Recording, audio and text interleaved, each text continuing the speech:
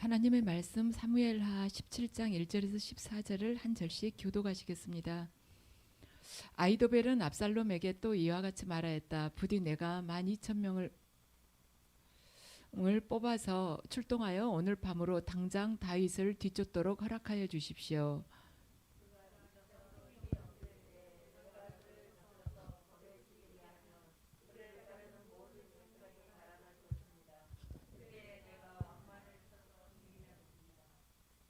그렇게만 되면 내가 온 백성을 다시 임금님께로 돌아오게 할 수 있습니다.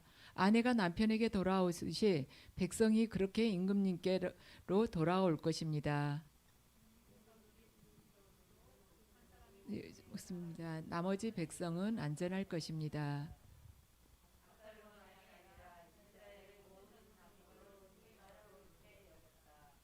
그러나 압살롬은 아벡 사람 후세도 불러다가 그가 하는 말도 들어보자고 하였다.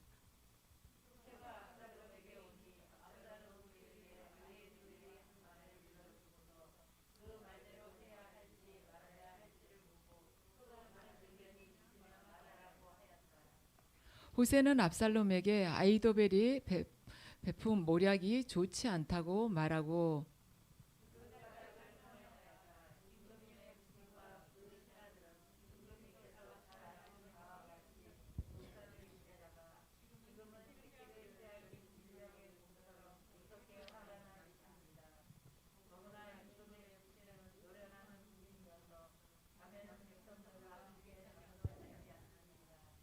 틀림없이 그가 지금쯤은 벌써 어떤 굴속이나 다른 어떤 곳에 숨어 있을 것입니다.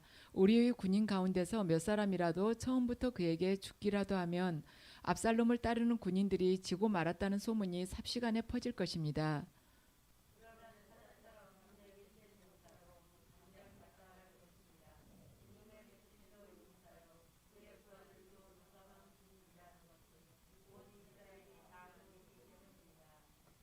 그러므로 저희 의견은 이렇습니다. 단에서부터 브엘세바에 이르기까지 온 이스라엘을 임금님에게로 불러 모아서 바닷가의 모리알처럼 많은 군인을 임금님께서 친히 거느리고 싸움터로 나가시는 것입니다.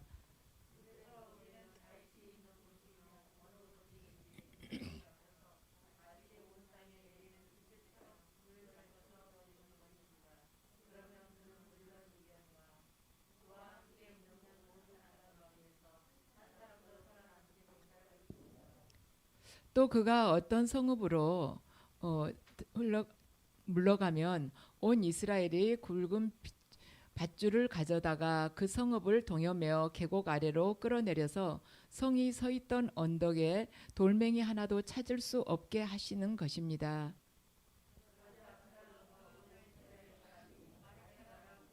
모략이 아이도벨의 모략보다 더 좋다고 찬성하였다. 주님께서 이미 압살롬이 재앙을 당하게 하시려고 아이도벨의 좋은 모략을 좌절시키셨기 때문이다. 아멘. 잠시 주님께서 허락하신 보혈의 은혜를 받으시겠습니다. 아버지, 이 시간 이 예배 가운데 주님께서 십자가에서 흘리신 그 보혈의 은혜를 부어주시옵소서. 이 예배가 어떤 어둠의 세력에도 방해받지 않도록 주님께서 보혈로 덮어주시옵고 저희들의 심령을 아버지 보혈로 씻어주셔서 저희가 순전한 심령으로 오직 주님만을 바라보게 하시옵소서. 말씀을 전하는 자 또한 꼭 아버지께서 원하시는 말씀만 전할 수 있도록 입술을 지켜주시고 듣는 자들 또한 그 심령과 귀를 아버지의 보혈로 씻어주셔서 오늘 이 말씀을 통해서 아버지께서 저희에게 깨닫고자 하는 그 귀한 진리를 새길 수 있도록 도와주시옵소서.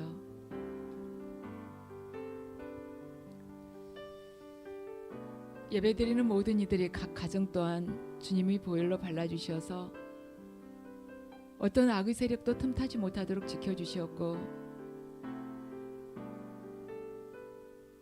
진리 안에서 모두 변화될 수 있도록 주님 마음 변화시켜 주시옵소서.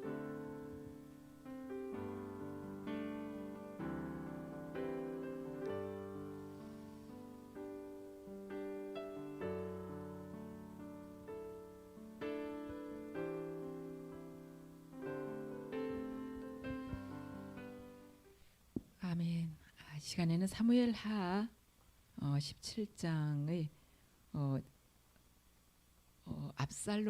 압살롬이 쿠데타를 일으켜서 나라를 일단은 며칠간 잠시 이제 나라를 통치하게 되었는데, 그 가운데서 후세와 아이도벨의 이 계략을 압살롬이 듣고 판단하면서 무엇을 선택하는가에 따라서 그의 종말이 결정되는 것, 그 내용을 가지고 이 시간에는 우리가 어느 편에 설 것이라는 제목으로 은혜를 받으시겠습니다. 미국의 한 교도소에서 재소자가 신문을 들고서는 울고 있었습니다. 그러니까 그 재소자를 데리고 있는 간수가 물어봤어요. 무엇 때문에 우냐고. 근데 신문 일면이 머리 기사가 미국 제22대 대통령 클리블랜드 대통령 취임이라고 써져 있었습니다. 그런데 이 재소자가 그 간수에게 뭐라고 말을 하냐면, 이 클리블랜드 대통령은 자기하고 대학 동창이었다는 거예요. 그런데 어느 일요일 날 둘이 뉴저지 거리를 걸어가고 있었는데 그때 교회에서 종소리가 났다고 했습니다. 근데 그 종소리를 들으면서 클리블랜드라는 그 친구는, 그 청년이었을 때죠, 친구는 이 친구한테 같이 교회 예배 참석하지 않겠냐고 물어본 것입니다. 그러니까 이 친구는 아니다, 나는 안 간다. 그러니까 클리블랜드는 그때 그 종소리를 듣고 예배에 참석하라고 가고, 이 친구는 술집을 갔었습니다. 그런데 이제 그때는 잘 몰랐지만은 자기는 술중독에 빠져서 지금까지 오랜 세월을 살면서 현재의 결과가 이렇게 되었다는 것이었습니다. 똑같은 교회 종소리가 들려도 어떤 사람은 하나님의 초청으로 들리고 어떤 사람은 그 소리가 아무 의미 없는 소리로 들리는 것입니다. 근데 지금 재소자로 있는 이 사람은 이제 머리가 좋아서 변호사가 돼가지고 이제 변호사로 활동했는데 뇌물과 범죄에 관련돼 가지고 형무소에서 이제 오래 살게 된 것입니다. 오늘 내가 어느 편에 서느냐 하는 것이 나의 미래를 결정하는 것입니다. 나는 어느 편에 설 것인가? 지금 오늘 본문을 보면요, 다 압살롬이 어느 편에 설 것인가, 후세가 어느 편에 설 것인가, 아이도벨이 어느 편에 설 것인가에 따라서 이스라엘의 역사가 확 달라지는 것입니다. 우리가 인생을 살아가면서 어떤 중요한 결정을 내려야 될 때 누군가에게 조언을 듣고 싶어요. 그리고 내가 어떤 조언을 듣느냐에 따라서, 그 조언을 듣고 내가 결정하느냐에 따라서 나라는 사람의 한 개인 또는 내가 속한 공동체 또는 어떤 국가의 운명과 역사가 달라집니다. 오늘 본문을 보면 압살롬이 누구의 말을 듣느냐에 따라서 이스라엘의 역사가 달라지고 있는 것입니다. 압살롬은 쿠데타를 일으켜가지고 아버지 다윗을 쫓아냈습니다. 그런데 지금 다윗을 일단은 쫓아냈어요. 그러고서는 아이도벨의 말하자면 모략을 들을 것인가, 그 다음에 어떻게 할 것인가에 대해서 아이도벨의 모략을 들을 것인가, 아니면 후세의 모략을 택할 것인가, 지금 압살롬이 그걸 가지고 고민을 하고 있습니다. 그래서 결국에는 압살롬은요, 후세가 말하자면 그 조언을 듣기로 결정을 합니다. 그런데 이 선택, 아이도벨이 말한 그 계략을 선택하지 않고 후세가 말한 그 계략을 선택한 이 선택은 쿠데타의 승패를 갈리는 분기점이 되면서 압살롬의 죽음을 재촉하는 그러한 길이었었습니다. 그러니까 누구의 말을 듣느냐에 따라서 쿠데타가 성공을 해가지고 왕으로 계속 군림을 하느냐, 아니면은 한순간에 자기가 죽음 앞으로 나가느냐, 이것이 결정된다는 것입니다. 후세는 우리가 16장을 읽어보면 알겠지만은 후세의 16장 15절부터 쭉 읽어보면요, 후세의 위장 전향이라 그랬어요. 후세는 다윗이 왕궁에다가, 후세가 다윗을 따라왔죠. 다윗이 쫓겨가는데, 그런데 다윗이 왕궁으로 너는 돌아가라 그런 것입니다. 그래서 돌아가서 압살롬이 어떻게 하는가를 잘 보고 알려달라는 거예요. 그러니까 다윗이 왕궁에다가 이렇게 심어놓은 위장 전향자였어요. 그러니까 후세가 압살롬에게 임금님 만세 하기는 했지만 사실은 위장된 전향자인 것입니다. 우리가 하늘나라로부터 이곳에 파견되어서 세상 속에서 살기는 하지만 꼭 간첩처럼 이 세상이 국적이 아니고 우리 말하자면 시민권은 하늘나라에 있는데 이 세상을 계속해서 빛과 소금으로 변화시켜서 천국을 계속해서 확장시키는 그런 역할을 하는 사람으로 파견된 것처럼 이 후세도 또한 왕궁에 가가지고 다윗을 위해서 일하는 사람인 거예요. 우리는 이 세상 속에 마귀가 장악하고 있는 이 세상 속에서 하나님을 위해서 일하는데 지금 후세는 다윗을 위해서 일하기 위해서 왕궁에 남은 것입니다. 그래서 지금 겉보기에는 후세도 압살롬 아래에 있고 아히도벨도 압살롬 아래에 있으면서 두 사람 다 압살롬을 모시고 있는 것 같지만 후세는 다윗을 위해서 일하는 사람이고 또한 지금까지 다윗을 위해서 충성스럽게 일해왔던 아히도벨은 이제 압살롬을 위해서 일하는 사람인 것입니다. 똑같은 통치자 아래가 있지만은 각각 바라보고 충성하는 대상이 다르다는 것입니다. 두 사람 다 남보기에는 압살롬한테 쓰임받은 것 같지만 지금 내면은 압살롬에게 쓰임받는 것이 아니에요. 한 사람은 사탄에게 쓰임을 받고 있고 한 사람은 하나님께 지금 쓰임을 받고 있는 것입니다. 겉보기에는 압살롬한테 쓰임받고 있는 것인데 영의 세계에서 보면은 전혀 다르다는 것입니다. 그래서 이 사람은요 누군가에게 지금 쓰임을 받고 있어요.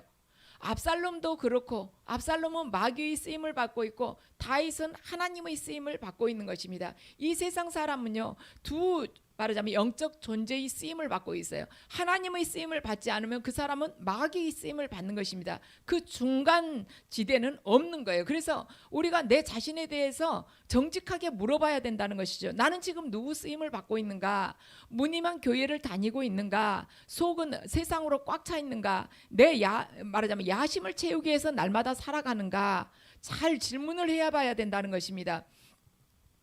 다윗도 누군가의 쓰임을 하나님의 쓰임을 받고 압살롬도 자기 나름대로는 옳다고 생각하면서 지금 이 일을 하고 있는 거예요.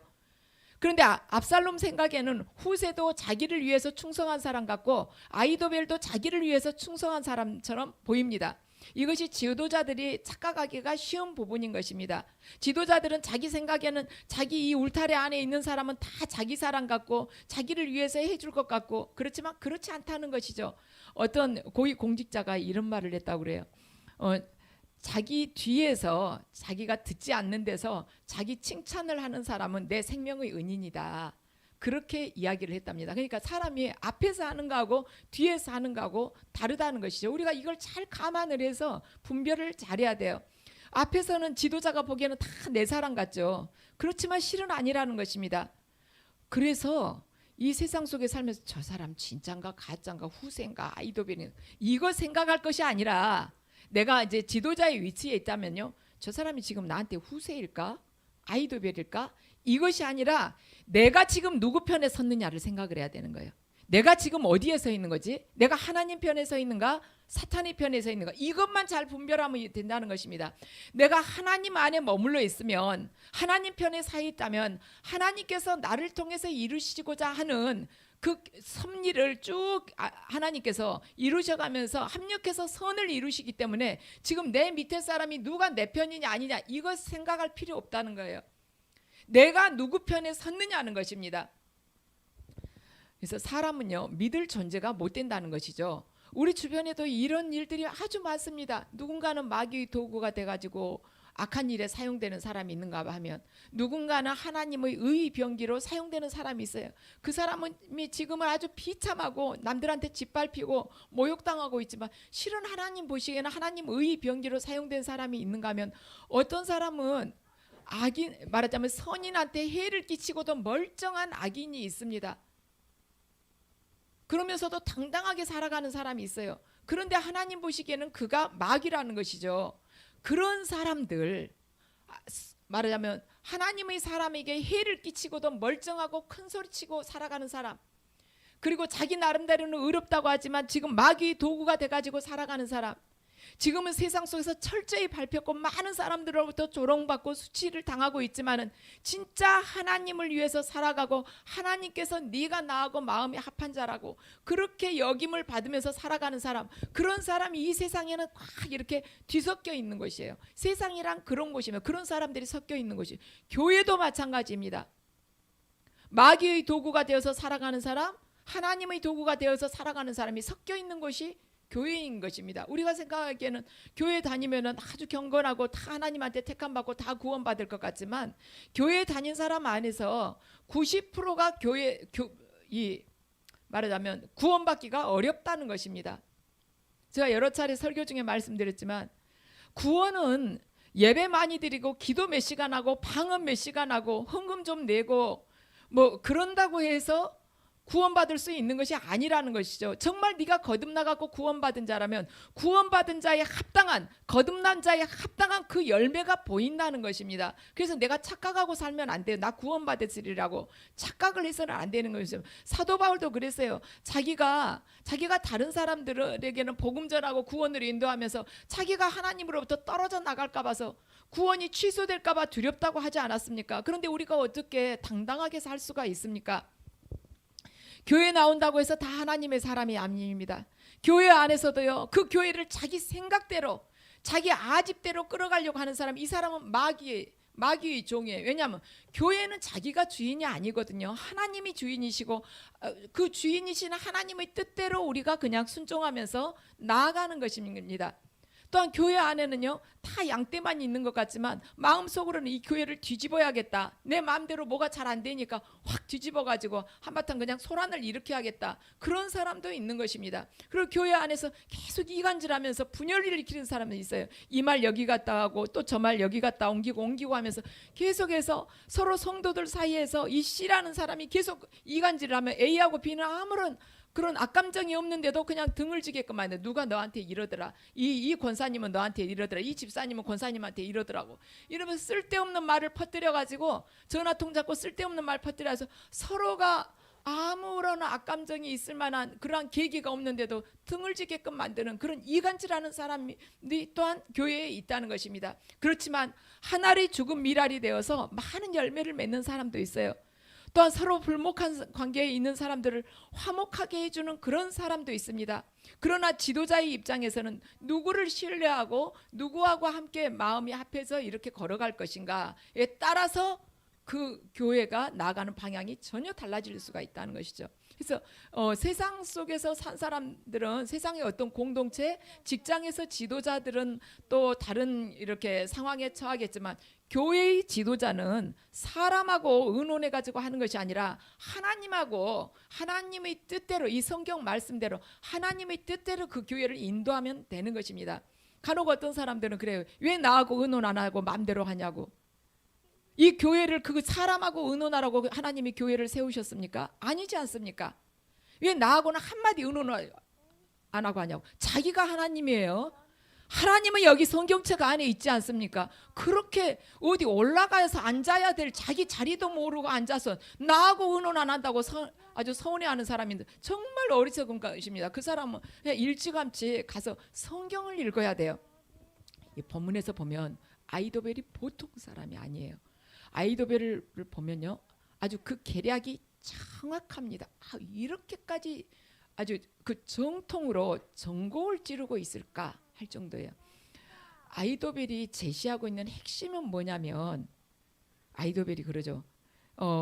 내가 12,000명을 나에게 주라고. 그러면 내가 오늘 밤에 내가 일어나서 다윗의 뒤를 추적하여 그가 다윗이 고온하게 힘이 빠져 있을 때 기습해서 그를 무섭게 하면, 힘이 지쳐서 힘이 없을 때 내가 그를 덮쳐가지고 겁에 질리게 하면 그를 따르는 모든 백성은 달아나고 내가 다윗만을 쳐가지고 죽이겠다. 오늘 좀 본문이 약간 이야기가 조금 그냥 읽으면 복잡할 것 같아서 새번역 성경으로 여러분들에게 소개를 했습니다. 그러면은 좀 이 이야기가 더 쉽게 이해될 것 같아서요. 아이도벨은 딱 초점이 뭐냐면은 다윗 한 사람만 거기다만 초점을 맞추면 된다. 그래가지고 겁을 확 줘가지고 내가 12,000명 데리고 가서 밤에 가서 겁을 확 줘서 확 지쳐가지고 있을 때 겁을 줘가지고 하면은 다른 백성들이 놀래가지고 다 도망갈 거니까 그때 그 다윗만 죽이면 끝난다. 다윗 죽는 것 보고 모두 흩어질 것이다. 이렇게 말을 합니다. 그러면 이 쿠데타는 딱 종결이 된다. 이렇게 말을 해요. 그러면서 자기는 지쳐서 있는 다윗을 얼마든지 추적할 수 있다. 이렇게 이야기를 합니다. 그러니까 이 아이도벨 말을 들은 압살롬이나 신하들이 그의 말을 다 옳게 여겨요. 그런데 하나님께서 압살롬에게 후세를 떠올려 주십니다. 그러면서 후세가 딱 생각나게 해요. 그래가지고 후세를 부릅니다. 그랬더니 후세가 딱 압살롬이 후세에게 아무 말 없이 당신은 어떻게 할 거냐고 딱 이렇게 말했으면은 또 모르는데 후세한테 아이도벨이 생각해낸 그 모략을 다 전해줍니다. 아이도벨은 이러이러하게 하자 그런다.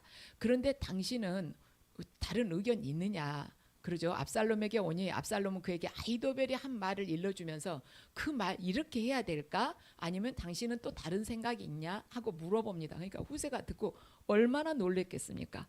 그대로 하면은 다윗은 죽게 되죠. 그러니까 후세가 아이도벨은 모략이 좋지 않습니다. 지금 다윗 임금이 어떤 사람입니까? 지금까지 수많은 전쟁을 했지만 계속 이겼던 사람이 아닙니까? 그리고 다윗 임금 아래에 있는 말하자면 요압과 아비새를 보라고, 그리고 다윗 아래에 그 30명의 그 용사들이 있지 않냐고. 다윗 임금 아래에는 정말 용감한 사람들, 용사들이 많은데 지금 여기서 쫓겨나가지고 가만히 있겠냐는 거예요. 여기서 말하자면 새끼 잃은 앙콤처럼 씩씩거리면서 지금 오기만 하면 삼키려고 하지 않겠냐. 그런데 거기를 이렇게 적은 숫자를 가지고 뒤쫓아가면 안 된다. 이스라엘 말하자면 이스라엘 전체에서 병사들을 다 모아가지고 딱 전열을 갖춰가지고 뒤를 쫓아가라. 그러면 단에서 부엘세바까지 다 이렇게 사람들을 다 모으는 게 시간이 걸리잖아요. 그동안에 이제 다윗 임금을 빨리 요단강을 넘어가게끔 피하게끔 하려고 하는 것이 후세의 계략이었습니다. 그런데 이제 후세가 우리가 이 책을 보면요, 저도 가만히 읽으면서 보니까 이렇게 아주 정통으로 이 방법을 딱 이야기한 정확하게 해법을 이야기하는요. 아이도벨은 딱 3개의 절 3절에 해당해서 1절부터 3절까지 자기 모략을 딱 말을 해요. 근데 후세는 6개의 절을 말하자면 사용을 하면서 말을 합니다. 후세가 말했다는 6절에 해당해요. 후세가 이야기를 훨씬 자세하게 길게 생생하게 전합니다. 그러니까 이제 압살롬이 그 말을 다 들어보니까 진짜인 거예요. 그래서 사람 말은 들으면 들을수록 진짜인 것 같지 않습니까? 우리가 이걸 딱 읽으면서 누가 말 자세하게 멋지게 해준다 해서 진짜가 아니라는 것을 우리가 잘 분별을 해야 돼요. 사기꾼들이 말이 길잖아요. 거짓말하는 사람들이 말을 거기다 덧붙이고 해가지고 막 미사여구를 꾸미지 않습니까? 지금 후세는 어떻게든 압살롬이 아이도벨의 말을 말하자면 받아들이지 않도록 해야 되는 거예요. 그러니까 똑같은 상황이지만 온갖 이렇게 묘사를 해가지고 압살롬 마음을 확 끌어놓습니다. 그러니까 압살롬이 후세의 말을 가만 들어보니까 아이도벨이 했던 것보다 훨씬 더 정확한 것 같거든요. 다 맞는 말이에요. 아이도벨이나 후세나 맞는 말 같습니다. 그런데 누가 어떻게 설명을 하느냐에 따라서 그 설득력이 달라진다는 것이죠. 하나님께서 말하자면 압살롬을 어떻게 하면은 그가 했던 이 모든 계획들이 무너지게끔 할까 하면서 여호와께서 압살롬의 그 모든 계략들이 무너지게끔 하기 위해서 후세가 말하자면 전한 그 계략을 압살롬이 선택하도록 하시는 것입니다. 그리고 다른 장로들도 후세 이야기가 맞다는 거예요. 우리는요, 이 생각의 중심을 잘 잡아야 돼요. 항상 하나님 편 안에 들어가 있어야 되는 것입니다. 압살롬은 처음에는 아이도벨에게 군사를 내주려고 했는데 후세의 이야기를 따라 보니까 그의 제안을 받아야겠구나 하면서 아이도벨에게 12,000명 주려다가 마음을 딱 거둡니다. 하나님께서 그의 마음을 이렇게 만지시는 것이죠. 시편 127편 1절 말씀을 보면요, 함께 읽으시죠. 여호와께서 집을 세우지 아니하시면 세우는 자의 수고가 헛되며 여호와께서 성을 지키지 아니하시면 파수꾼이 깨어 있음이 헛되도다. 아멘. 후세가 한 이야기가 정말 현실성이 그다지 없고 어떻게 보면 압살롬에게는 패배할 수 있는 길인데도 여호와께서 다윗을 이미 택해서 그 언약을 성취하시고자 하나님의 이름을 걸고 시작하신 일이기 때문에 아무리 압살롬이 불의한 방법으로 그 성을 궁궐을 차지했다 할지라도 그 계획이 무산되게끔 하신다는 것이며 여호와께서 성을 지키지 않으면 아무리 파수꾼들이 눈을 부릅뜨고 있어도 소용이 없다는 거예요. 후세는 자신의 제안이 딱 선택되니까 어떻게 됩니까?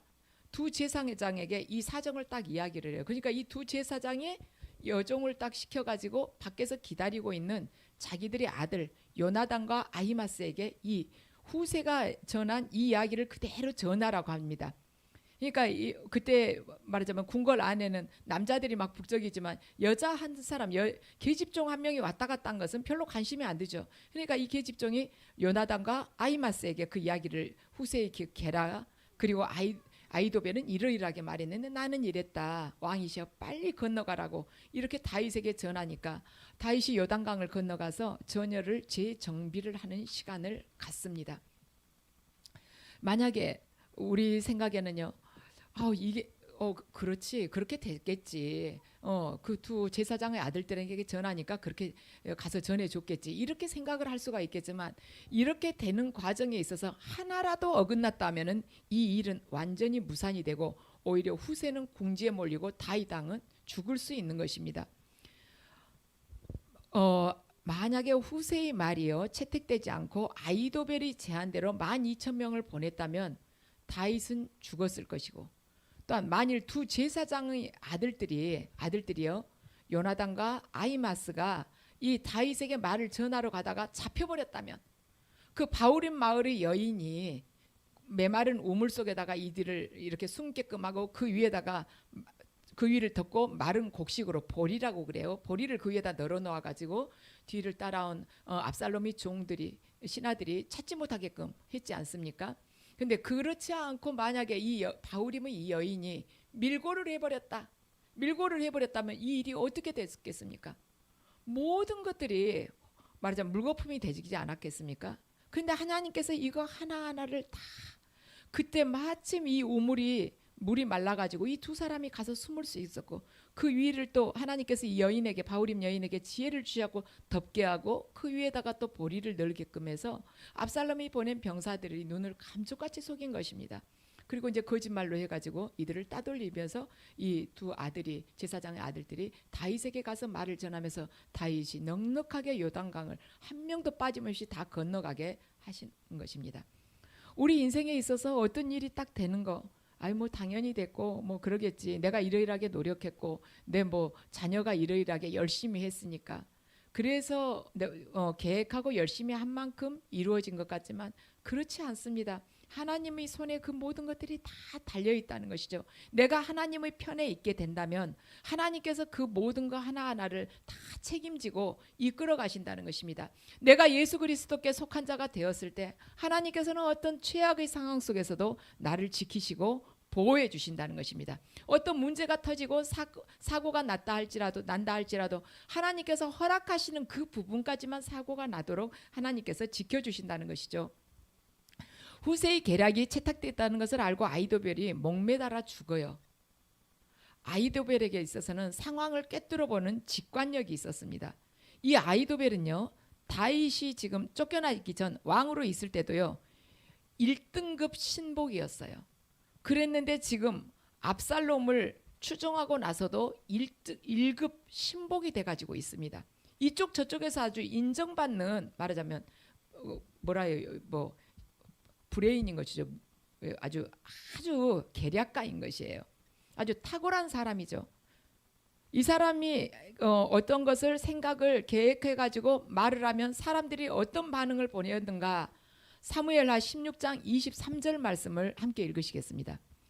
함께 읽으시죠. 그때 아히도벨이 베푸는 계략은 사람이 하나님께 물어서 받은 말씀과 같은 것이라 아히도벨의 모든 계략은 다윗에게나 압살롬에게나 그와 같이 여겨졌더라. 아멘.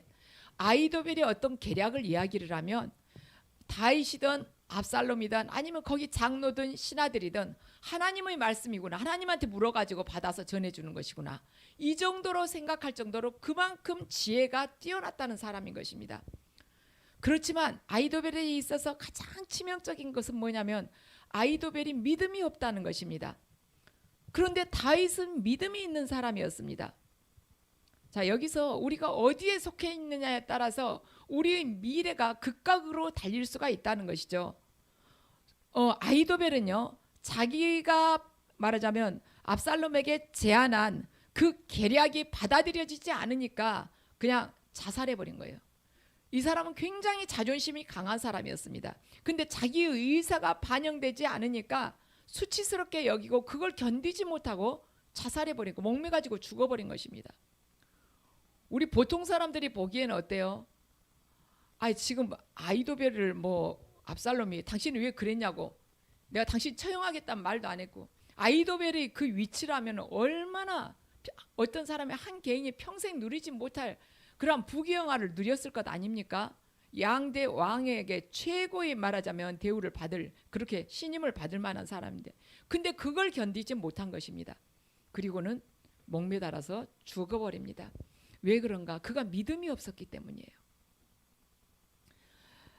수치 겪는 걸로 보자면 아이도벨이 자기의 의견이 받아들여지지 않는 것 가지고 아주 부끄럽게 생각을 했죠. 지금까지 다윗 왕이든 압살롬이든 아이도벨이 하는 말이라면 하나님께서 주신 말씀이다 할 정도로 그냥 입에서 떨어지기가 바쁘게 그대로 행했어요. 그랬는데 그러한 대우를 받고 살았는데 자기 말이 딱 묵살이 된 것입니다. 그걸 견디지를 못한 것입니다. 자존심이 강한 사람은 자기 뜻이 꺾이면 견디지를 못해요. 그런데 너무 수치스럽게 생각한 것입니다. 수치로 보자면 다윗만큼 수치스럽겠습니까?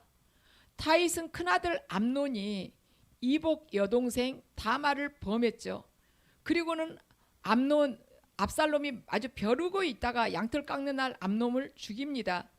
그리고는 어떻게 됐어요? 압살롬이 다른 나라에 망명 가서 피해 가지고 있었죠. 그러다가 다시 와가지고 아버지가 아는 척 안 하니까 속으로 마음에 응어리가 졌다가 쿠데타를 일으킨 것이죠. 그러고는 이제 그 아들한테 압살롬한테 쫓겨가지고 맨발로 머리 풀고 쫓겨가면서 돌에 맞아가면서 쫓겨가는 것입니다. 그걸 생각을 하면 얼마나 부끄럽겠습니까? 다윗이 믿음이 없었다면 아주 자살을 해도 몇 번을 자살을 해야 되죠. 그런데 다윗은 이렇게 쫓겨가면서도 그 생각을 했을 거예요. 내가 밧세바를 범하고 난 후에 하나님께서 나잔 선지자를 통해서 나에게 주셨던 그 말씀을 지금 하나씩 이루어가고 계시구나.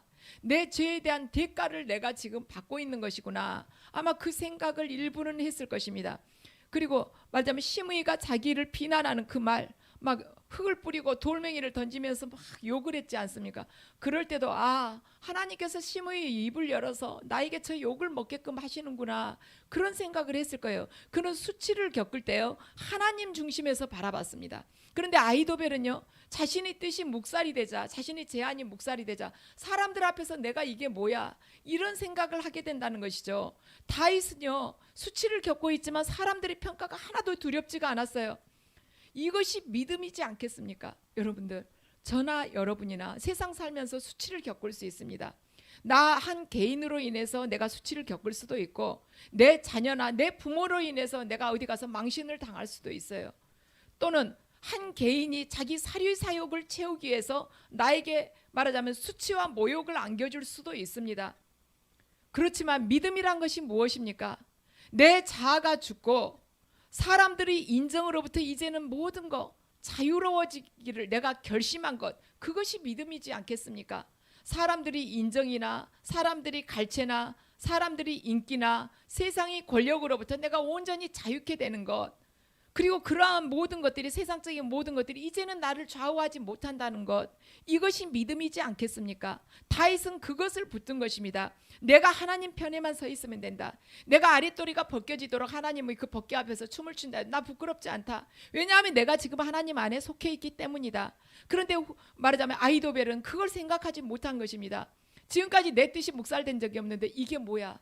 이런 생각을 한 것이, 나 도저히 부끄러워서 살 수가 없다. 그리고는 다 집안을 정리하고 목매달아 죽은 것입니다. 아이도벨이 왜 이렇게 인생을 끝내기로 작정을 했을까? 아이도벨 눈에는요 후세의 모략을 선택한 지금 압살롬의 마지막 끝이 보였기 때문이에요. 자기도 자존심이 상했지만, 자기 뜻이 묵살되는 것도 자존심 상했지만, 압살롬이 앞으로 어떻게 될지 그 끝을 이미 아이도벨은 보고 있었습니다. 저 지금 후세의 계략을 택하게 되면 끝이 이렇게 된다. 결국에 압살롬은 쫓겨나고 그리고 그는 죽을 수 있다. 그러면 압살롬이 쫓겨나고 죽게 된다면 나도 말하자면 압살롬이 편이 되어가지고 모든 것을 조종했었던 이 아이도벨, 나도 죽을 거 아니냐. 난 망했다. 압살롬 망했는데 나도 함께 망하는 것이다. 압살롬 망하는 것은 시간 문제다. 이렇게 생각을 하고 자기 미래가 없다고 그냥 죽어버린 것이에요. 아이도벨은요 파우스트처럼 출세를 위하여 자기 영혼을 사탄에게 팔아버린 것입니다. 이전에는 다윗에게 충성을 했지만 그 다음 쿠데타를 일으켜가지고 아버지를 쫓아내버린 하나님의 뜻에서 반윤리적인 행위를 한 압살롬의 편에 들어갔을 때는 자기 영혼을 사탄에게 팔아버린 것이에요. 그런데 사탄은요 사람을 이용할 가치가 있을 때는 온갖 희망찬 화려한 청사진을 그에게 보여주지만 다 이용해 먹고 사용 가치가 없을 때는 완전한 절망으로 몰고 가서 한순간에 폐기 처분을 해버린다는 것입니다. 그러니까 아이도벨이 마귀로부터 쓰임을 받을 때는요 막 미래가 화려했어요. 승승장구한 것 같았습니다. 그렇지만 사탄이 이제는 그가 필요가 없거든요. 필요가 없어요. 왜냐하면 하나님이 이들의 마음을 움직여가지고 하나님 뜻대로 지금 끌고 가는 것이 보이거든요. 자기가 아무리 아이도벨에게 악한 생각을 주고 압살롬에게 아무리 잔혹한 마음을 준다 할지라도, 말하자면 윤리적인 것을 다 지문격에 그렇게 마음을 준다 할지라도 하나님께서 사람의 마음을 움직이시니, 사람의 마음을 하나하나 끌어가시니 사탄이 어떻게 할 수가 없는 거예요. 그래서 아이도벨 그냥 자살하도록 그냥 내버려 둔다는 것이죠. 그래서 우리가요 머리가 아이도벨처럼 그렇게 똑똑하지 않아도 믿음이 강건하면 되는 것입니다. 아이도벨이 얼마나 머리가 좋아요. 다윗이 오직하면 아이도벨이 하는 말을 하나님께서 주신 말씀으로 받았겠습니까? 다윗 본인도 계시를 받으면서. 그러니 압살롬도 당연히 아이도벨을 신뢰를 할 수밖에 없죠. 그렇지만 그의 종말이 무엇입니까? 하나님을 떠난 자의 종말은 사망밖에 없는 것입니다. 그래서 우리가 많이 알지 못해도, 세상적으로 똑똑하지 못해도, 돈이 많거나 권력이 강하지 못해도, 큰 권력을 갖고 있지 않아도 믿음이 뛰어나면 되는 거예요. 믿음. 왜냐하면 온 만물이 주인이신 하나님 안에 모든 것이 들어있는데, 그 안에 있는데 우리가 두려울 게 뭐가 있겠습니까? 그래서 믿음이 있는 사람은요 하나님 편에 서 있기 때문에 어떤 큰 선택의 갈림길에서 반드시 생명을 선택하게끔 되어 있습니다. 왜냐하면 지금 우리가 생명의 근원이신 예수 그리스도 안에 이렇게 딱 말하자면 그 안에 머물고 있는데, 우리가 걸어가는 그 길이 생명의 길이지 않겠습니까? 그래서 오직 하나님만 붙들어야 돼요. 열왕기상 12장을 보면요 솔로몬이 죽고 난 후에 솔로몬의 아들 르호보암이 왕이 됩니다. 그러니까 이제 신하들이 막 건의를 해요. 솔로몬 시대에 너무 사치스러운 생활을 솔로몬 왕이 했기 때문에 뭐 첩이 몇 명이고 후궁이 몇 명이고 그래갖고 다 합쳐가지고 1000명이지 않습니까? 그리고 신하들도 얼마나 많았겠어요. 여러분들 그 성경 보면 그러자 하루에 소를 몇 마리 잡고 양을 몇 마리 잡고 얼마씩 잡고 그렇게 많은 것을 12지파에서 다 해가지고 걷어서 날마다 갖다 바쳐야 됐으니 얼마나 힘들었겠습니까? 그러니까 솔로몬 왕이 사치스러운 생활을 함으로써 백성들에게 세금 부담을 너무 많이 줬기 때문에 백성들이 피폐한 생활을 할 수밖에 없었어요. 그러니까 그 아들 르호보암이 이제 등극을 하게 되니까 조세 좀 줄여달라고 청을 합니다. 그러니까 르호보암이 말하자면 아버지와 함께 있었던, 솔로몬과 함께 있었던 나이든 신하들에게 이것을 어떻게 했으면 좋겠냐고 물어봐요. 조세를 감면해달라고 여로보암이 와서 건의를 해요. 이제 여러 사람 대표로 해서 여로보암이 대신 건의를 하는 것이죠. 그래가지고 나이든 신하들한테 물어보니까 그렇습니다. 왕이시여, 왕의 아버지께서 이러이러한 생활을 해가지고 백성들이 너무 피폐했다고 이야기를 합니다. 그러니까 그러면서 감해주자고 그래요. 백성들 지금 지쳤다고. 그러니까 르호보암이 그 말만 듣고 딱 하는 것이 아니라 자기 또래의 말하자면 이 전 친구들한테 또 물어봐요. 젊은 사람들에게. 그러니까 아니라고. 저 백성들에게 세금을 더 무겁게 매겨야 된다고. 그렇게 이야기를 합니다. 그러니까 르호보암이 내 아버지는 채찍으로 너희들을 다스렸지만 나는 이제는 정갈 채찍으로 너희들을 다스리겠다. 내 아버지는 가죽 채찍으로 너희를 다스렸다면 나는 쇠 채찍으로 너희들을 다스리겠다고 이야기를 합니다. 그러니까 어떻게 됩니까? 이스라엘이 확 갈라진 거죠. 이 르호보암 아래에서 우리가 누릴 게 뭐냐? 우리는 우리대로 나간다 했고 여로보암이 10지파 데리고 나가버리지 않습니까? 그리고 르호보암에게는 유다 지파와 베냐민 지파만 남습니다. 르호보암이 조세 문제에 대해서 하나님께 무릎 꿇고 먼저 여쭤봤더라면 나라가 갈라지는 이러한 참상을 겪지 않았을 것입니다. 우리가 어떤 상황 속에서도요 이 딱 원리, 이 귀중한 원리를 놓쳐서는 안 돼요. 내가 죽음에 딱 떨어질 것 같고 내가 도저히 억울해 가지고 나 이걸 반드시 이걸 내가 밝혀야겠다, 이러한 억울함이 있고 내가 다른 누구한테가 사기당해 가지고 굉장히 힘든 처지에 있다 할지라도 우리가 무엇을 놓쳐져서는 안 되냐면 하나님의 그 원칙, 이 성경 말씀에서 벗어나면 안 된다는 것입니다. 르호보암은요, 자신이 이 하나님의 말씀을 알았더라면, 하나님께 묻지 않았어도요 말씀을 알았더라면 백성들이 힘들어하면 당연히 조세를 감면을 해줬어야 돼요. 그러잖아요. 네가 원하는 대로, 너가 다른 사람에게 원하는 대로 베풀어라. 그것이 하나님의 법이지 않습니까? 그리고 말하자면 포도원에서 포도를 따더라도 귀퉁이까지 따지 마라. 떨어진 이삭은 줍지 마라. 어려운 사람들이나 길 가던 나그네 먹으라고 줍지 마라. 이미 레위기에 다 나와 있지 않습니까? 그런데 내 아버지는 가죽채찍으로 다스렸지만 나는 쇠채찍으로 이제는 다스리겠다. 하나님께서 그의 마음을 보시고 그냥 허락을 하신 것입니다. 그래서 내가 하나님의 음성을 듣지 못한다 할지라도 이 성경 말씀을 보면 알 수가 있어요. 성경 말씀을 비춰보고 하나님 뜻에 합당한 곳에, 그곳에 우리가 서 있는 것입니다. 그래야만 하나님의 임재가 있고 회복의 역사가 있어요. 내 공동체가 어느 편에 있는 것이지, 하나님 편에 있는가 사단의 편에 있는가, 이걸 잘 봐야 돼요. 나의 지도자가 지금 하나님 편에 서서 하나님 뜻대로 하고 있냐, 아니면은 자기 의의를 이루기 위해서 하고 있냐, 이거 잘 받아야 돼요. 지도자가 하나님 편에 서서 하나님의 말씀에 순종하면서 걸어가지 않고 자기 의의를 내세우려고 하면 떠나야 되는 것이면, 자기 의의란 인간 안에는 선한 것이라고는 없다고 했어요. 그럼 선한 것이 없다면 악이라는 것입니다. 악한 말하자면 지도자를 따라갔을 때 뭐예요? 임한 것이 저주와 심판이지 않겠습니까?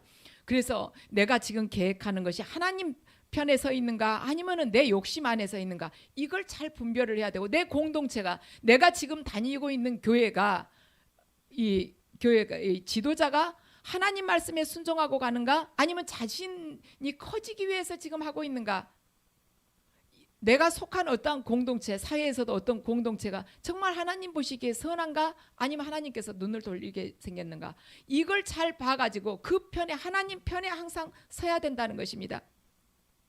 압살롬은 후세의 계략을 택했기 때문에 상황은 다 이미 끝난 것이에요. 상황 끝에서 어쩌면 우리도 또한 이미 끝난 싸움을 지금 싸우고 있는지도 모릅니다. 여러분, 우리의 싸움은요 이미 십자가에서 다 끝났어요. 예수님께서 이미 이기셨습니다. 우리는 확실한 승리를 알고 지금 싸우기 시작한 것입니다. 그렇지만 최선을 다해서 싸워야 돼요. 예수님께서 이미 이기신 것이지만 최선을 다해 싸우는 것입니다. 우리가 이 세상에서요 살아가면서 어떤 일이 닥쳤을 때는요, 닥쳤을 때 그냥 하나님한테 의지하고 가만히 있지, 하나님께서 알아서 하시겠지, 이것이 아니에요. 어떤 일이 닥쳤을 때는 내가 아무것도 할 수 없는 것처럼 하나님께 뜻을 묻고 의지하고, 어떤 일이든지요 닥쳤을 때 저는 주님 아무것도 할 수가 없습니다. 그러면서 하나님께 의지하고 하나님께 그 뜻을 묻고, 일단 하나님의 뜻을 알게 됐으면 어떻게 하는가, 하나님이 계시지 않는 것처럼 최선을 다하는 것입니다. 여러분들, 이것은 세상 일도 그렇고요, 교회 일도, 교회 일도 마찬가지예요. 세상 일이든 교회 일이든 어떤 일이 닥쳤다 그러면 처음에는 하나님께 뜻을 물어요.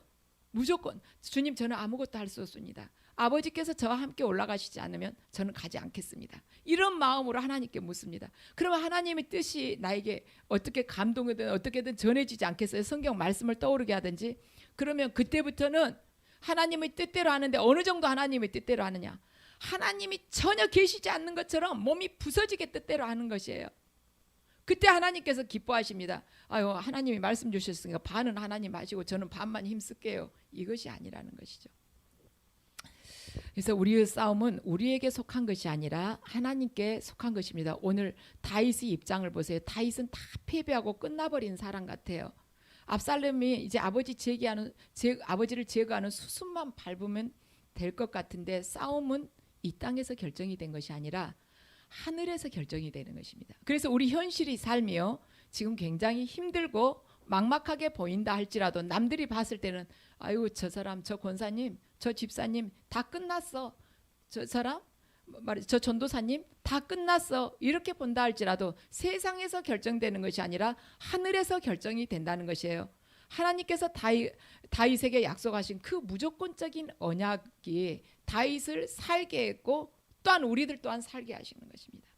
우리가 하나님의 말씀 안에 머무르게 되면 반드시 우리는 많은 열매를 맺게 되고 하나님으로부터 말하자면 상급을 받게 되는 것이에요. 그래서 세상에 어떤 것이 우리를 두렵게 않는다 할지라도 누구의 말이 아무리 그럴싸한 것 같고 누가 나에게 굉장히 충성한 것 같아서 내 사랑 같고 그래서 저 사람한테 귀가 기울여지고 이렇게 느껴질 수 있다 할지라도 그것이 문제가 아닌 거예요. 권력이 문제가 아니고 돈이 문제가 아니고 사람이 내 편인가 이것이 문제가 아니라는 것입니다.